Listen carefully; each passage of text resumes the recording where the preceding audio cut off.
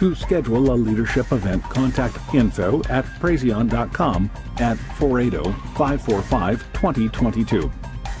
And now, it's time for the PMP Breakfast Club.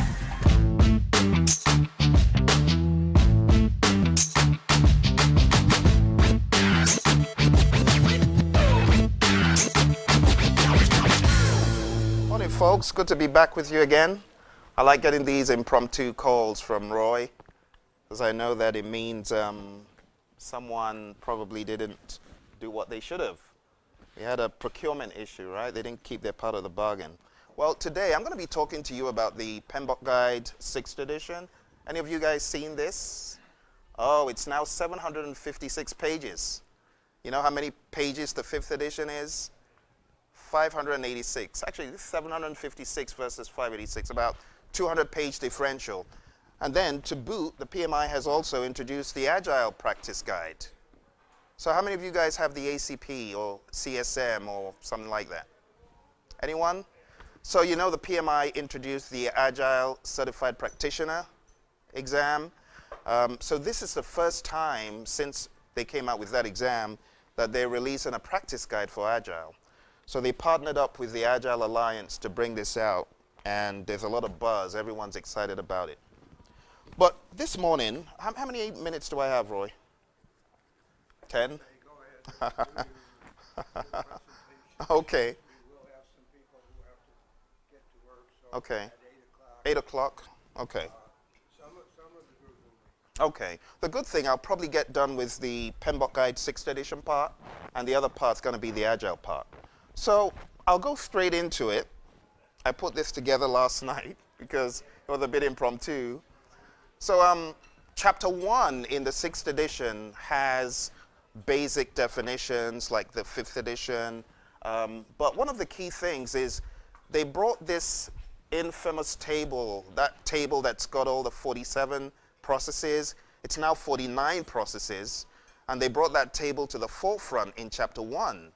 So instead of you having to get to chapter 3 to see all the processes, you see them up front on page 25. And they're also very keen to let you know, tailor this thing because it's so big. So a lot of people think, oh, I take the PMBOK guide and I just use everything. But PMI up front tell you, hey, you got to tailor it. So that's one of the new additions. This is that infamous table that I talked about. Any of you guys PMPs? PMP certified? Oh, good. So you remember this table from whatever version you guys used. I did the PMP exam based on the 2nd edition of the PMBOK guide. I think it was 44 back then or something. It's now 49 processes. The major changes that you see are kind of circled in red. There's a new process called Manage Project Knowledge. You can't see it, it's up here. How many of you guys do lessons learned on your projects?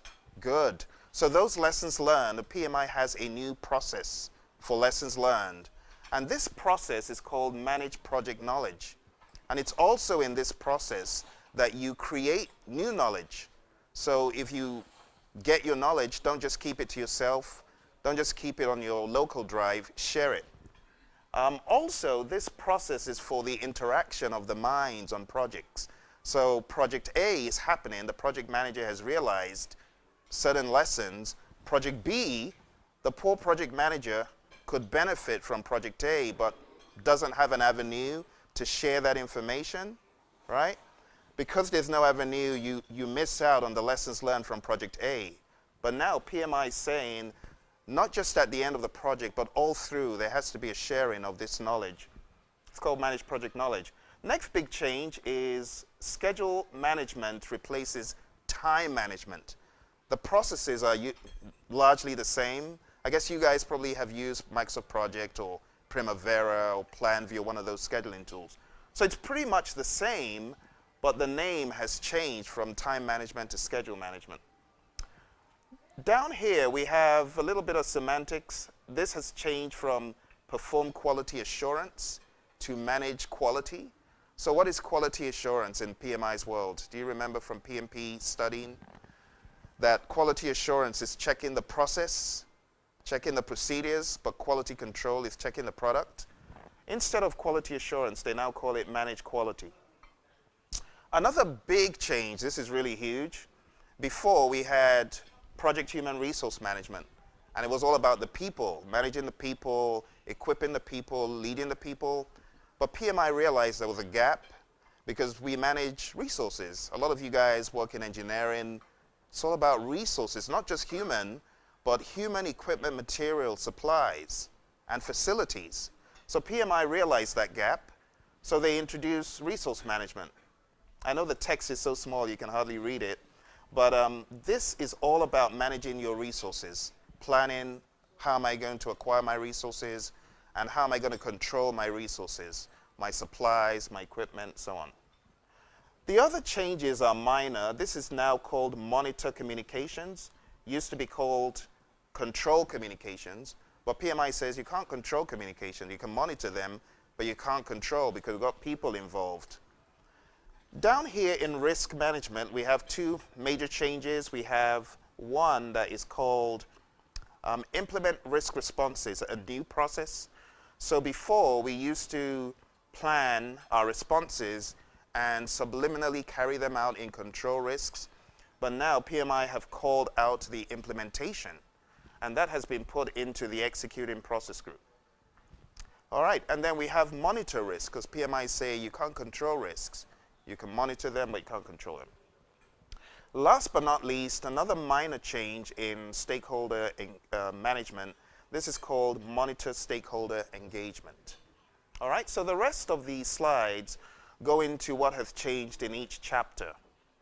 So chapter 2 has kind of had a facelift from before. They're now very big on systems theory.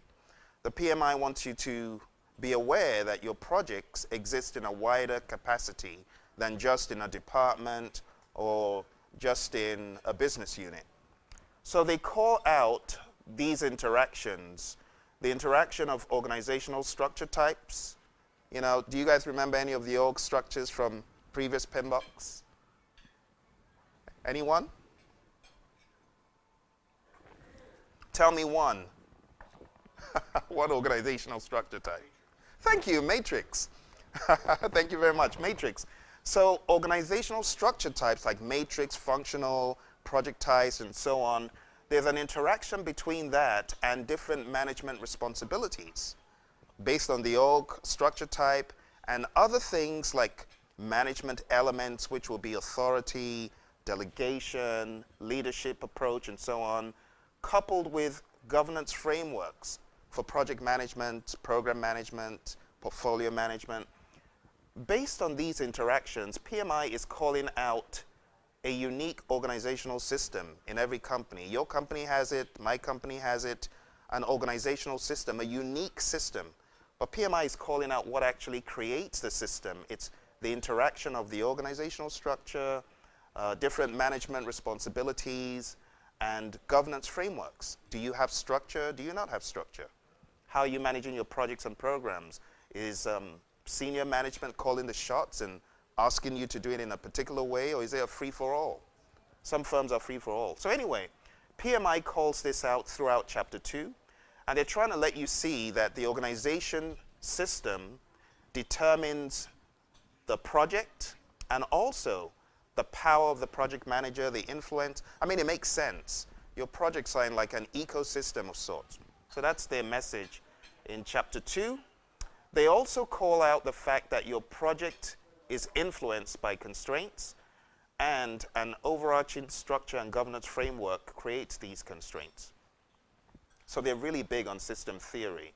They also call out the fact that the project manager needs to understand what am I responsible for, who am I accountable to, and who is the ultimate authority. They talk a lot about the organizational system and so on. And then they go into these structure types. So someone said matrix. PMI, they still have the matrix, but they've added something called the organic organizational structure, people working side by side, which is quite traditional. Functional, we all know that. Multi-divisional, by product, by portfolio, by program. You guys already know weak, balanced, and strong, I'm sure. Those still remain. But then they've also called out project-oriented, and you could have a composite of sorts when it comes to these. They've also introduced a new one, virtual. We all know this, but PMI never called this out as an organizational type.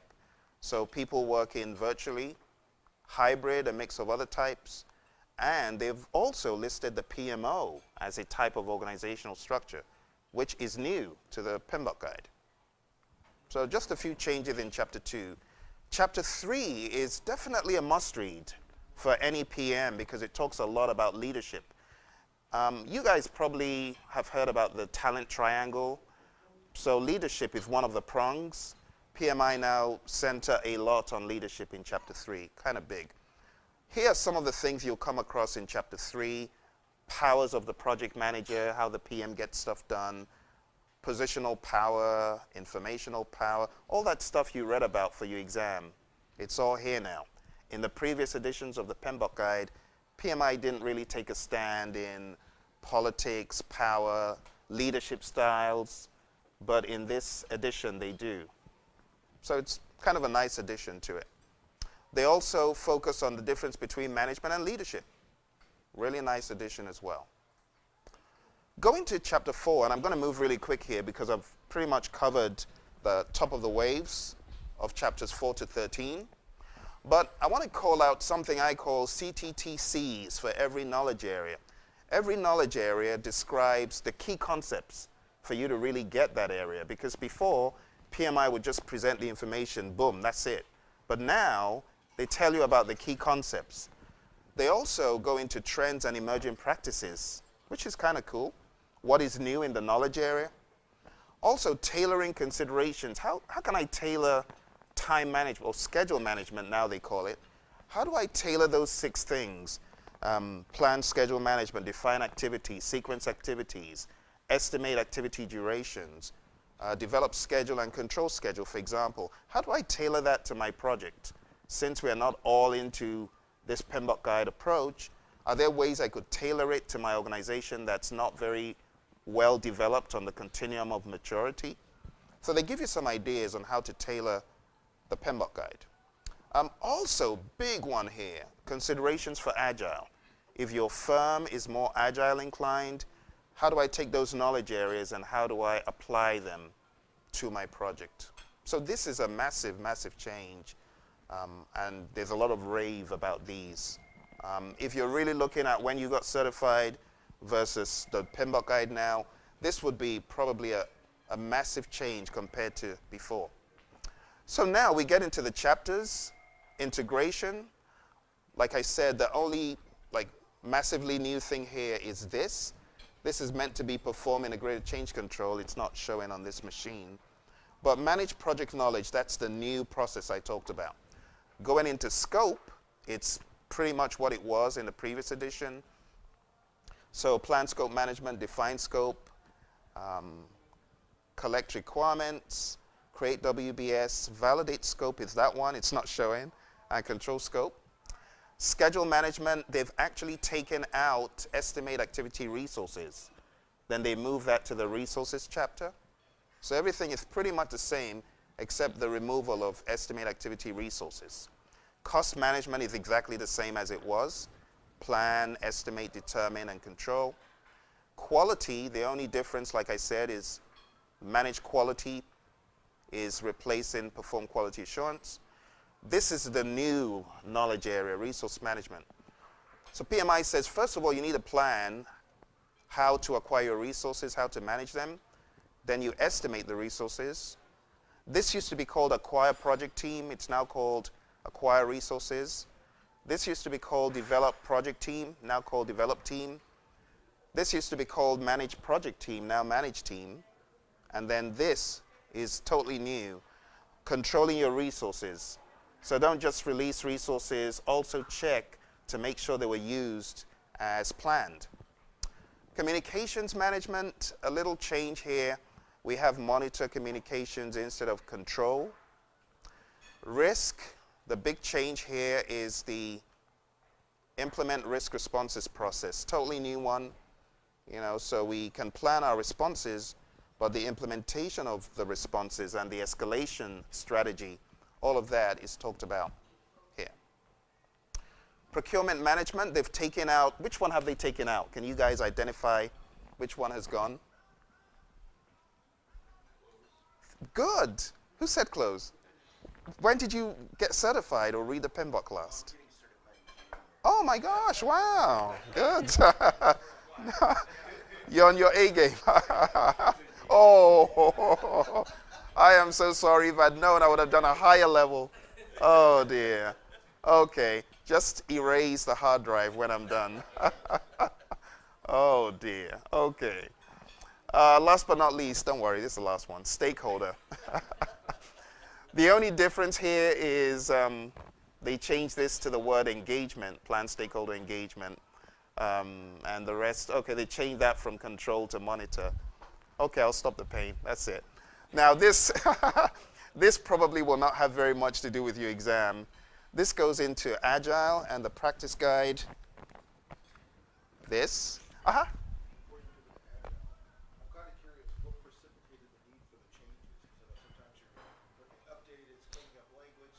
Yeah. Is there a rationale or reason for why they came up with a New version, good question. So I believe it's every 3 or 4 years, PMI does something called an RDS, a role delineation survey, and they interview project managers like you and me to find out what exactly are you using in the workspace? How relevant is this?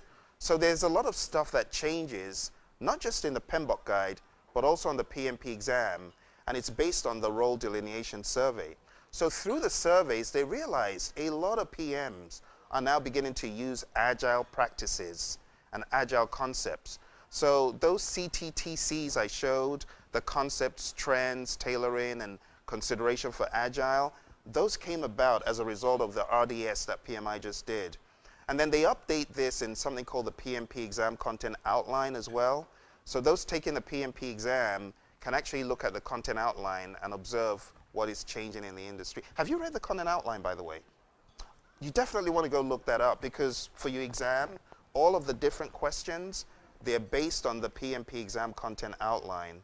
I can share my information with you and share some stuff, but the question writers, that is the best kept secret. It's actually a blueprint on which the exam is based. So as they're writing questions, they're trying to test you based on those tasks. There's several tasks in each process group. So if you go through that, you'll better your chances for success. Yeah, in fact, if you go to Google and type in PMP exam content outline, it's a PDF and it's free and it's great information. They used to sell that for about 39 bucks. But definitely, I mean, it's the best kept secret of the PMI. Does that answer the question about the need for the change? Also, you might observe on the PMBOK guide, they usually put this ANSI standard number. As a standard, they need to update the standard regularly for it to remain relevant. So that's another reason why they do the RDS. But there's a lot of data that goes into it. But good question. You know, sometimes people say, why couldn't they just keep it the same? But project management is always changing. I mean, Agile is changing the market in a huge way. You know, some of our clients who do hardware, they're now looking at doing Agile in hardware. So it's all changing. So that pretty much is it. Do you have any questions or concerns about the Agile guide I can answer? All right. Well, Roy, I guess I'm done. Thank you. Thank you very much. Thank you.